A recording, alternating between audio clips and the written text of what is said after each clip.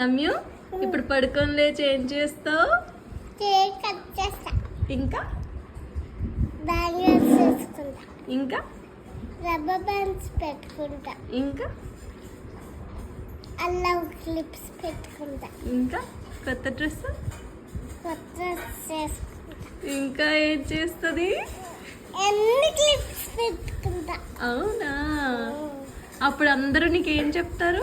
Happy birthday to you అని చెప్తారు. ఓహో, నీకు ఇష్టమా అమ్మ అవన్నీ? సరే, నీకు బర్త్డే గిఫ్ట్ ఏం కావాలి సమయు?